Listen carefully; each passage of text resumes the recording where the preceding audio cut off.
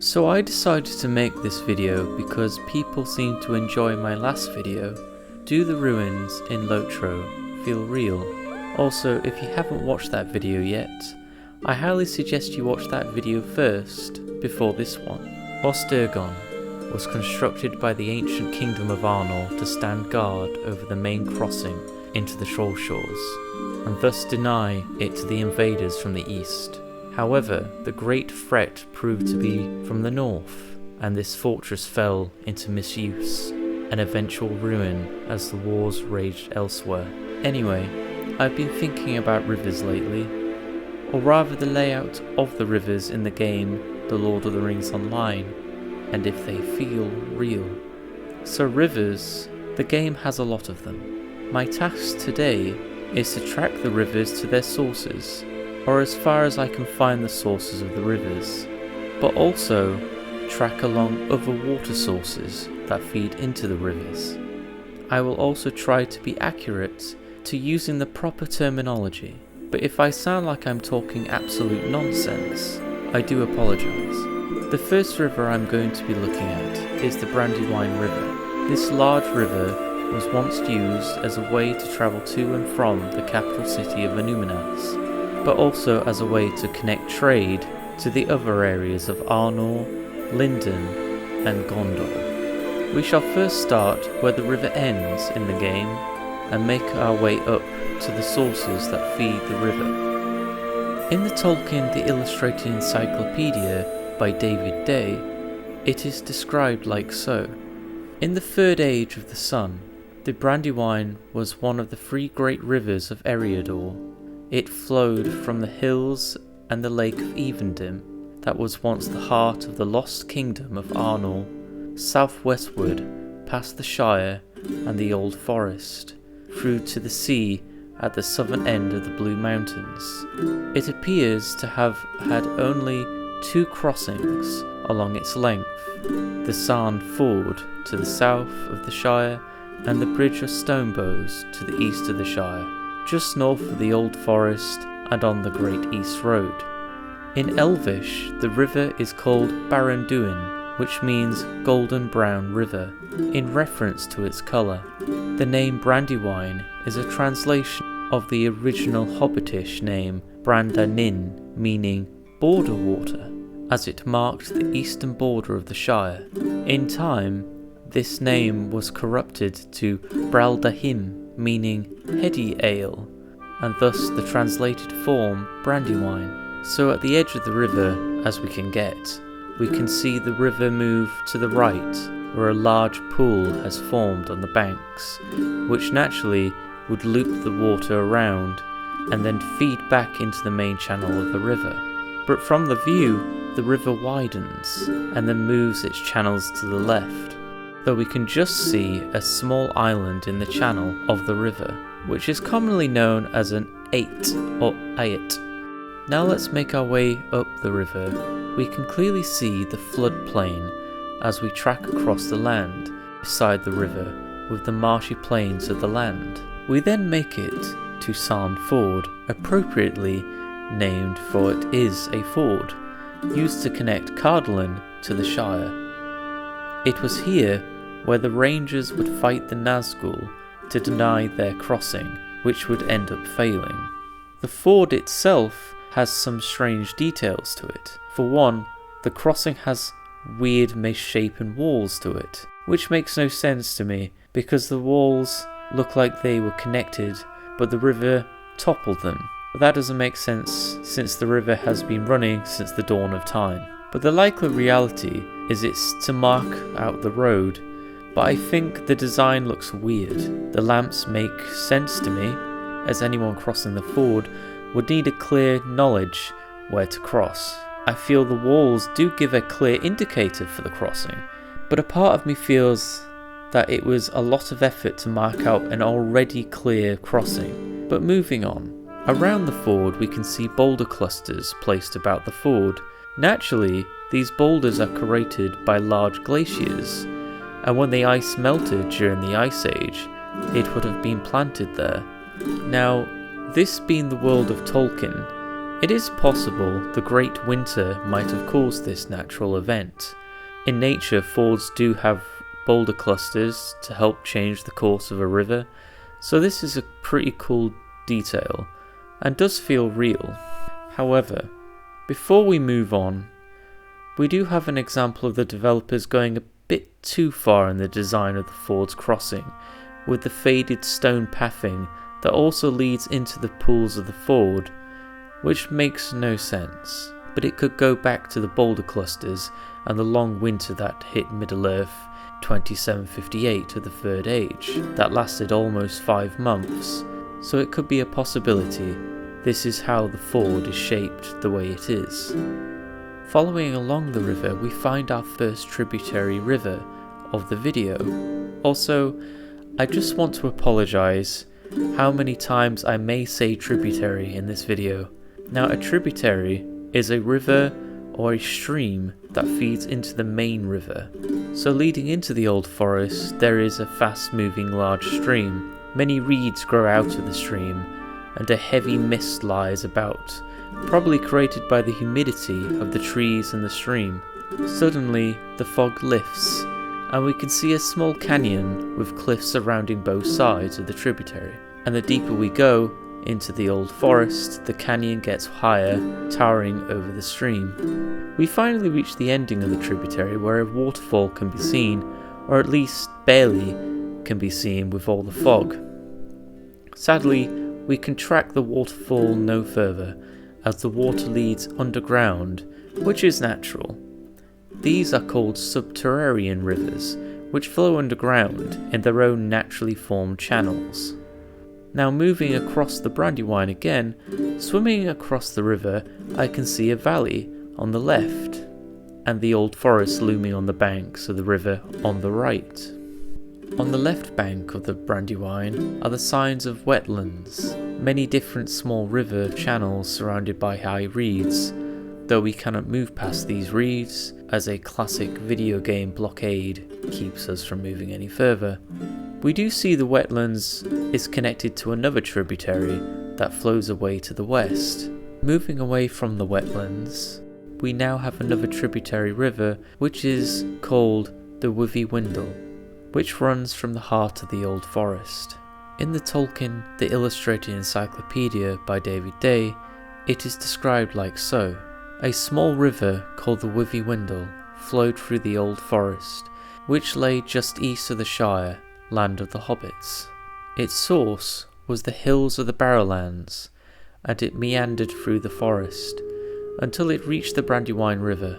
Its valley, which was called the Dingle, was filled with willow trees and was the home of the great forest spirit called Old Man Willow. The spirit being called the River Woman of the Withywindle was the mother of Tom Bombadil's wife, Goldberry, the River Daughter. So the first thing we see is the swift flowing brook leaving through the gaps of the trees, feeding into the Brandywine. Going inside, we can see many willows scattered about the river, and the evidence of the wetlands and marshy water surrounding a dead large willow. Following along the river feels still, as if the water is not flowing through the Old Forest, so it could be it is a meandering river, or a sluggish slow-moving stream, or because it is so slow-moving with it not going downhill.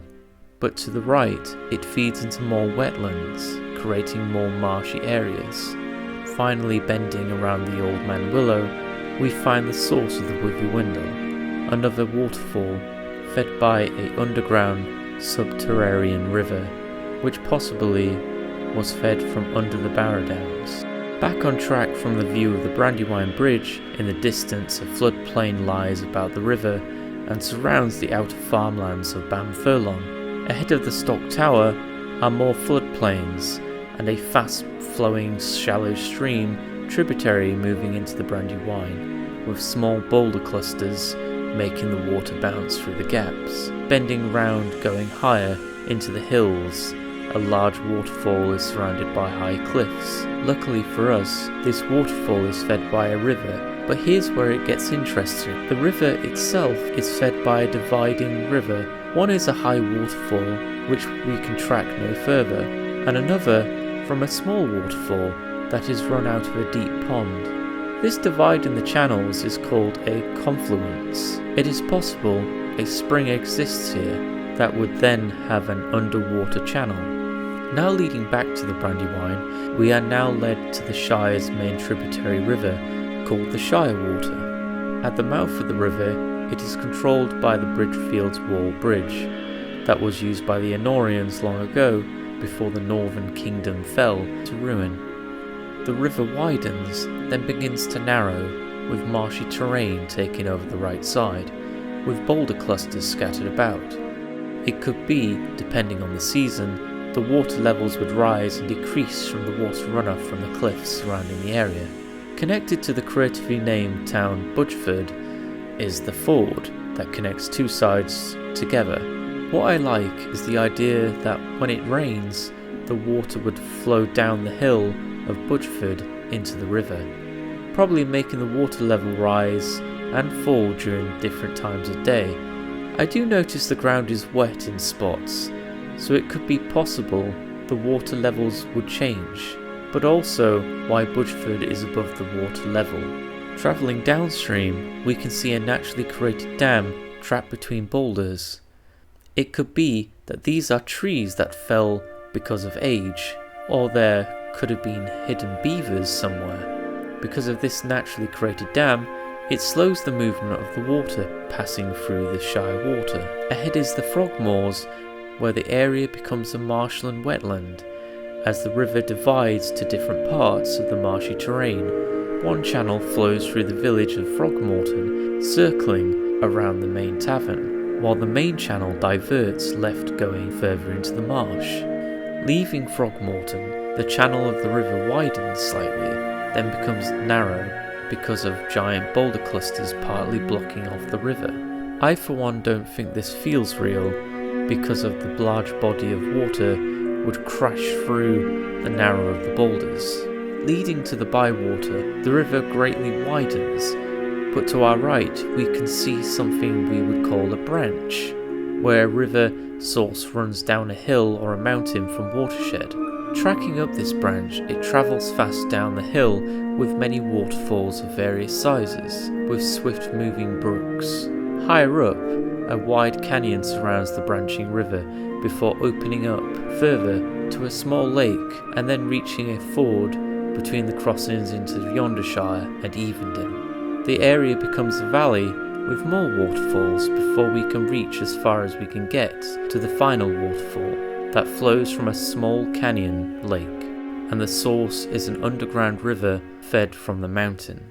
Going back to the tributary, we go past Bywater and Hobbiton, where the channel of the river widens, only to then lead up to the Rushock Bog, where things get even more interesting, because this marshland is very big, but gets even more interesting by the split of the different branching rivers that lead into the Rushock Bog.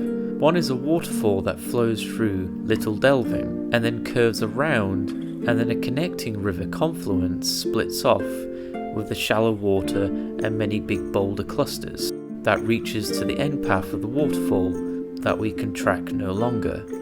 While the other branch we climb up higher with two different waterfalls, then a final waterfall cannot be climbed any higher.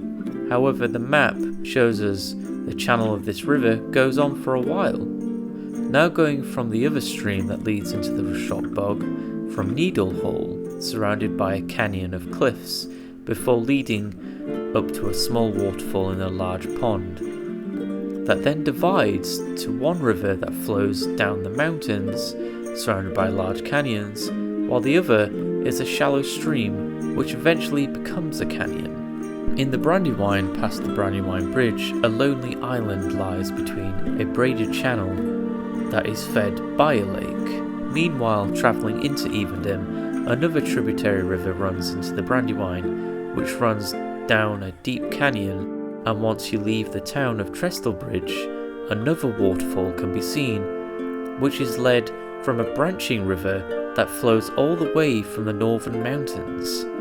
But continuing on to the following of the Canyon River from Trestlebridge, we can find even more waterfalls which leads us to a large lake, which is the source of this tributary. Finally, we reach Lake Evendom, and you would think, well yes, Rising Fawn, this would appear to be the source of the Brandywine, but you would be wrong. Also, the land of Evendom just has this beauty behind it. I know people will refer it as Everswim, but the music and the sights really add to it, and the lake itself is a canvas. There are actually 3 sources that flow from different locations.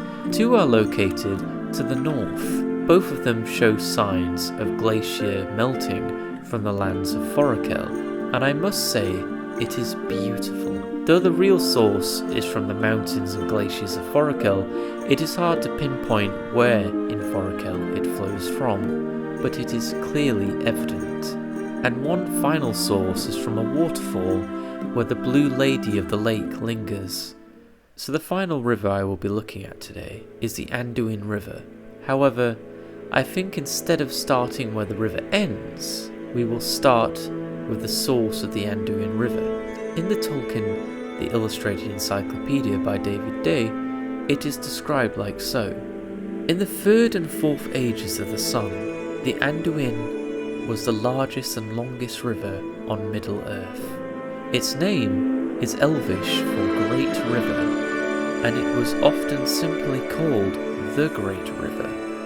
Its major tributaries were Celebrant, Gladden, Entwash, Limelight, Morgulduin, Eru, Porus, and Sirith. The Anduin lands, stretching from its source in the Grey Mountains in the far north to its delta, which drained into the Bay of Belfalas in the south, where the lands were most hotly contested on Middle-earth during the War of the Ring.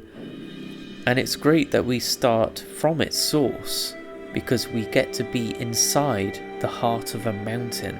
This mountain is Gundabad, one of the most important homes to the line of Durin. So we see a great underground lake. The design of the inside of the stalagmites and stalactites were inspired by the Giant's Causeway in Northern Ireland. However, the reason why the Giant's Causeway looks that way is because from the mixture of volcanic activity caused by lava and erosion from the waves of the ocean. But I would also like to add that it was also probably caused by the Ice Age. So for the part of me, I don't believe that Gundabad had volcanic activity. So I think it was just a design choice from the developers. Tracking this lake, it runs down to a waterfall and creates a river channel leading out of the mountain, which then flows down into a lake. This lake is fed by 2 different branching mountain streams. This lake then trails down the mountains, branching around a large island ruin, before joining together. And then more tributaries connect from different locations, increasing the size and the strength of the river. Entering the Vales of the Anduin, one of the mountain valleys has a lake that runs into a wide wetland named the Gladden Fields, where Isildur fell and the Ring of Power was lost. Now, I'm going to be jumping ahead, way down the river, to one of the main sources of the Anduin River, and that is Helm's Deep, or rather the source of the in-mountain channels of the Glittering Caves. The fast-moving stream moves gradually down a gentle sloping inclines, curving around to link up to another branching stream from the White Mountains. Moving down to the Stone Deans, a canyon shadows over the tributary with a branching stream connecting it together, where the river increasing its speed, bashing against large boulders. In the centre of the Stone Deans, it becomes a valley with sloping hills and cliffs on both sides of the river, where the river begins to widen, still increasing its speed down the valley. We also see gargantuan boulder clusters sitting lonesome in the river, while on the north bank of the river there are many smaller boulders nestled on the riverbank. So it would show, like in real life, an ice age affected the shifting of the boulders down from the mountains, and displaced them down into the valley when the Ice Age ended. The river then becomes a bigger channel, from being fed by the Entwash River from the mountains flowing from Fangorn Forest. Running through Rohan, the Entwash is fed by 5 tributaries running through Rohan, now reaching where the Entwash and the Anduin merge together in the Beacon Hills. Many islands in the wetlands. From the Anduin, it is connected by the Great Falls of Ralros, where the Fellowship of the Ring will split apart their journeys. Now, to end my video, at the end of the Anduin River, what I find fascinating by the mouth of the river is the many islands nestled out, like an outstretched hand reaching to the sea. What I find fascinating about Lotro is how much detail has gone into the creation of the rivers in the game. They didn't have to put so much detail into the game, but they went out of their way to do it. And that is something that I really admire about this game, is the level of detailing the developers put into the game. So to me, the rivers in Lotro feel real, in the way it travels and connects from smaller rivers to wider rivers. Anyway, that will be the end of the video. If you enjoyed the video, please like and subscribe for more videos in the future. Until then, this is the Rising Fawn. Take care and good night.